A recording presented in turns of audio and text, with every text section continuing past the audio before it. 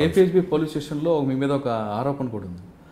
మీరు attention diversion కేసులో ఒక బాధితుడు మీ దగ్గరకు వస్తే బాధితుడిని సముదాయించాల్సిన నంజా నరసింహారెడ్డి గారు అతన్ని నిల్చోపెట్టి తిట్టడంతో అతను పోయి అప్పట్లో కమిషనర్ ద్వారకా తిరుమలరావు గారు కంప్లైంట్ ఇవ్వడం, దాంతోనే మీకు బదిలీ అయిందని కూడా అప్పట్లో వార్తలు వచ్చింది. అట్లా ఇన్ఫ్లుయెన్స్ బ్యాంక్ మేనేజర్ మీ దగ్గర కంప్లైంట్ ఇవ్వడానికి బ్యాంక్ మేనేజర్ కాదు, అతను బ్యాంక్ చైర్మన్. మేబీ అభియోగం కరెక్టో కాదో కానీ అతను డబ్బులు బ్యాంకులో తీసుకొని పోతుంటే అతను ఫాలో చేస్తున్న దొంగలని చెప్పేసి అతను ఆఫీస్ దగ్గరికి పోయి ఆపుకున్నాడు.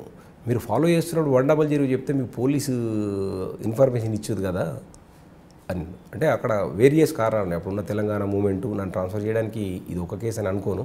అప్పుడున్న తెలంగాణ మూమెంట్ ఉండే, ఒకవేళ ట్రాన్స్ఫర్ చేస్తే అక్కడికి వెళ్ళి ఇక్కడ చేయాలి అంటే అది అవన్నీ కొంచెం కాంట్రడిక్షన్. మనము అతను చెప్పడం వల్లే ట్రాన్స్ఫర్ చేసిండని వీ కాంట్. అంటే అతను అప్పట్లో వార్తలు ఏమొచ్చిందంటే ఒక బ్యాంక్ చైర్మన్కి నేరం జరిగితే అతను ఫిర్యాదుదారుగా వచ్చి నిలబడితే నంజా నరసింహారెడ్డి గారు అతను నిల్చోపెట్టి తిట్టడంతో అతను హట్ అయ్యి అప్పుడున్న కమిషనర్కి కంప్లైంట్ ఇవ్వడం. అట్లా ఐ డోంట్ థింక్ దట్లా ఒక బ్యాంకు కోఆపరేటివ్ అంటే పోలీస్ స్టేషన్కి ఒక ఫిర్యాదుదారుడు వస్తే మన ఆ రకంగా ఒకవేళ అట్లా మందలించినట్టుంటే నన్ను మందలించవచ్చు కానీ బట్ దాని గురించి ట్రాన్స్ఫర్ చేసిన ఐ కాంట్ థింక్. అంటే మందలించడం కూడా కరెక్ట్ కాదేమో కదా. మందలించిన అంటే మీరు మొదలు ఒక చిన్న అంటే మీరు ఫాలో అవుతురు దొంగలు అన్నప్పుడు 100 మీరు ఎంత ఎడ్యుకేటెడ్ రోజు డబ్బులు తెచ్చేటోళ్ళు. మీకు మీటింగ్లో కూడా మేము చెప్పాము, మీరు డబ్బులు తీసుకున్నప్పుడు కానీ వచ్చినప్పుడు కానీ మీకు ఏమైనా అనుమానం ఉంటే మీరు పోలీస్కి ఇస్తే మీకు ఎస్కార్ట్ ఇస్తామని చెప్పినాక కూడా మీరు ఫాలో కాలేదు. ప్లస్ దొంగలు మీకు ట్రేస్ అయినాక కూడా మీరు 100 గీయలేదండి, మీరు నెగ్లెక్ట్ మీ దగ్గర ఉంది కదా, డబ్బులు వాయి కదా మనకి అని అన్నమాట వాస్తవం కావచ్చు తప్ప కానీ అది అనడం వల్లే ట్రాన్స్ఫర్ అయిందని నేను అనుకోను. కానీ అప్పుడులో మీరు కేపీహెచ్బీ లిమిట్స్లో రౌడీల్ని బాగా అరికెట్టారని కూడా పేరు కూడా ఉంది. అంకాల్ శ్రీరామ్ లాంటి వాళ్ళందరూ కూడా రాకుండా అడ్డుకుంటున్నారు.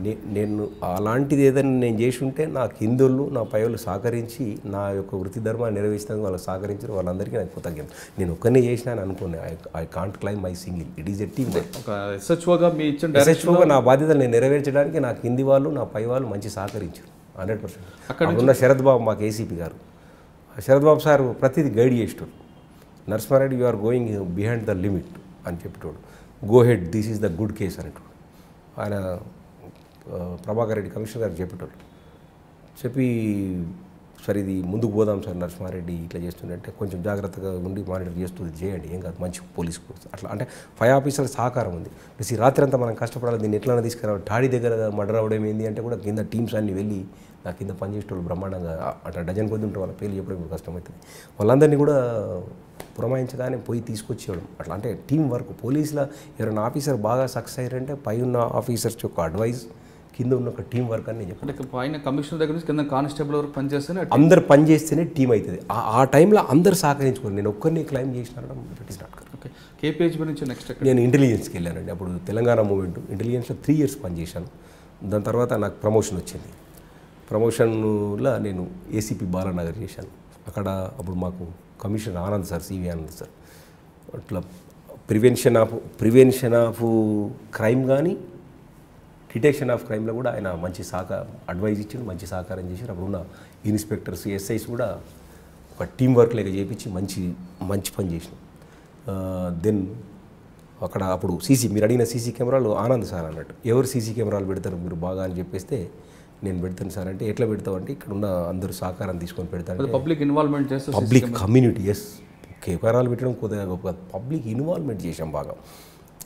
Community colony wise people plus అక్కడున్న ఇండస్ట్రియలిస్టులను, ఇండస్ట్రియల్ అసోసియేషన్ను. అది గ్రేట్ థింగ్ ఏంటంటే ఐడియాల నుంచి తీసుకొచ్చాం. ఇండస్ట్రియల్ అసోసియేషన్ నుంచి 1 crore 60 lakhs తీసుకొచ్చి మొట్టమొదటిసారిగా పెట్టినాం. మనం నా పీరియడ్ సుమారుగా 4 crore చేంజ్ సీసీటీవీలు పెట్టినాం. దాంతో ప్రాపర్టీ క్రైమ్స్ కానీ ఇంకా వేరే కేసెస్ కానీ మర్డర్ కేసు కూడా డిటెక్ట్ అయింది. ఒక మర్డర్ 4 ఇన్వాల్వ్ అయ్యారని వాడు అభియోగంలో కన్ఫెల్ చెప్తే సీసీ కెమెరా చూస్తే 2 ఉన్నారు కదంటే అప్పుడు ఒప్పుకున్నట్లు. అంటే సీసీ కెమెరాల వల్ల చాలా నా యాజ్ ఏ పోలీస్ ఆఫీసర్ చెప్పాలంటే సీసీ కెమెరా కన్నా మంచి ఇన్వెస్టిగేషన్ వేరే లేనే లేదన్నట్టు. ఎందుకంటే లైవ్గా కనపడుతుంది. 2 పోయినరా, ఒక్కరు పోయినరా, మర్డర్ చేసిండా, కొట్టిండా, దీంతో చేసిండా అని. మన సీసీ కెమెరా అనేది చాలా ఇంపార్టెంట్. సొసైటీలో సీసీ కెమెరాలు ఏర్పాటు చేయడం వల్ల ఇంకా బాగా జరుగుతుంది. ఇప్పుడున్న ఆఫీసర్స్ కూడా దాన్ని బాగా ఎంకరేజ్. బాలానగర్ తర్వాత మీరు ఎక్కడికి వెళ్ళారు? బాలానగర్ తర్వాత నేను సీసీఎస్కి వచ్చాను. సీసీఎస్లో ఇప్పుడు నేను లాస్ట్ 1.5 year వర్క్ చేస్తున్నాను. సిసిఎస్లో ఏ టైప్ ఆఫ్ కేసులు వస్తుంటాయంటే దాన్ని ఎలా ఇన్వెస్టిగేషన్ చేస్తున్నారు? సిసిఎస్లో అన్ని కేసులు వస్తాయి సార్. ఎట్లా అంటే ఆల్ ప్రాపర్టీ కేసెస్ వస్తాయి. బట్ మేము ఎట్లా అంటే గ్రేవ్ కేసెస్ మీద కాన్సన్ట్రేట్ చేస్తాం, సెన్సేషనల్ కేసెస్ మీద కాన్సన్ట్రేట్ చేస్తాం. ఇప్పుడు 10 lakhs అట్లా అప్రాక్సిమేట్లీ 10 lakhs ప్రాపర్టీ అలాగే సెన్సేషనల్ అవుతుందా, ఎక్కువ గోల్డ్ పోయిందా, ఎక్కువ రిపీటెడ్ అఫెండర్ అంటే ఒకటే అఫెన్స్ ఒక అఫెండర్ ఎక్కువ చేస్తుండ అట్లా దాని మీద కాన్సన్ట్రేట్ చేస్తాం. అంటే మీరు సిసిఎస్లో మీరు అన్నట్లుగా ఎక్కువ గ్రేవ్ కేసులు చూస్తున్నారు అంటే ప్రాపర్టీ అంటే ఇక్కడ ఎక్కువ ఇప్పుడు నేను సిసిఎస్ నా పాత్ర సూపర్వైజర్ ఉంటుంది. అంటే ఇన్స్పెక్టర్స్ ఎస్ఐస్ వీళ్ళు చేస్తుంటారు, మన ఓన్లీ గైడ్. ఇక్కడ ఇప్పుడు మనం గైడ్ ఇన్స్పెక్టర్ ఏం చేసిన అది వేరు ఉంటుంది. అంటే మీరు గైడ్ మన దృష్టికి మన పైన ఆఫీసర్స్ ఇన్స్ట్రక్షన్ ఏమి ఇస్తారు, ఆఫీసర్స్ దేని మీద కాన్సన్ట్రేషన్ చేస్తారు, ఏది ఎక్కువ అవుతుంది. ముఖ్యంగా కాన్సన్ట్రేషన్ చైన్ స్నాచింగ్స్ ఉంటుంది. ఇప్పుడు తగ్గింది చాలా చైన్ స్నాచింగ్స్, హెచ్బి అఫెండర్స్. ఇప్పుడు మనకి ఫర్ ఎగ్జాంపుల్ ఈ టైంలో మనం చూసుకుంటే హెచ్బీలు అయితే నైట్ లాక్ బ్రేక్స్, డే డాగ్స్. ఎందుకైతే అంటే ఇప్పుడు అంతా హాలిడేస్లో ట్రిప్పులు వెళ్తారు, వాళ్ళ ఊర్లకు వెళ్తారు, పిల్లల స్కూల్ ఉండదు కాబట్టి, లాకేజ్ ఉంటుంది కాబట్టి ఈ నేరస్తులు వాటిని ట్రాక్ చేస్తారు. కొందరు తెలిసిన వాళ్ళు కొంచెం బ్యాంకులో పెట్టుకొని గోల్డ్ కొంచెం జాగ్రత్త చేసుకొని పోతారు, కొందరు మర్చిపోయి అక్కడనే పెట్టిపోతారు, మా ఇంట్లో ఏం కాదు లేదు వచ్చేవారికి. ఇట్లా అయినప్పుడు కొంచెం ఇబ్బందిగా ఫీల్ అవుతారు. కానీ ఎక్కువ దొంగలు సైబరాబాద్ మీద ఎక్కువ ఫోకస్ ఎందుకు చేస్తుంటారు? అంటే డెవలప్డ్ ఏరియా కదా సైబరాబాద్. మీరు తీసుకుంటే ఇలా మీరు కేపీహెచ్బి మీకు తెలుసు బాగా, మియాపూర్, చందానగర్, గచ్చిబౌలి ఇవన్నీ అంత డెవలప్డ్ ఏరియా కదా. మనకు స్లమ్ ఏరియాలల్లో దొంగతనం చేస్తే 2 to 5 tulas కన్నా ఎక్కువ దొరకదు. ఇలాంటి ఏరియా దొరికితే మినిమం 10 tulas దొరుకుతుంది కదా. దాంతో మనకు సైబరాబాద్ ఎక్కువ ఉంటుంది. మనకు ఈస్ట్ కన్నా వెస్ట్ కొంచెం డెవలప్డ్ ఎక్కువ ఉంది. మనం మొదటి నుంచి కూడా మన హైదరాబాద్ వెస్ట్ డెవలప్డ్, ఈస్ట్ మీద. దాంతో కూడా అక్కడ కాన్సన్ట్రేషన్. మీరు చూస్తున్నారు ఐ డ్రీమ్ న్యూస్ని. మీరు చూస్తున్నది ఐ డ్రీమ్ న్యూస్. అంటే కళలని నిజం చేస్తూ ప్రజలకి నిజాలని కళల ద్వారా తీసుకొచ్చే ఐ డ్రీమ్కి మై బెస్ట్ విషెస్. మీరు చూస్తున్నది I dream news.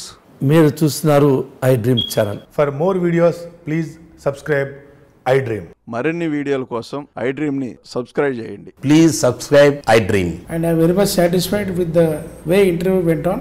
Kindly subscribe to I Dream. For more videos, subscribe to I Dream. And loads of fun entertainment and content. Do watch I Dream.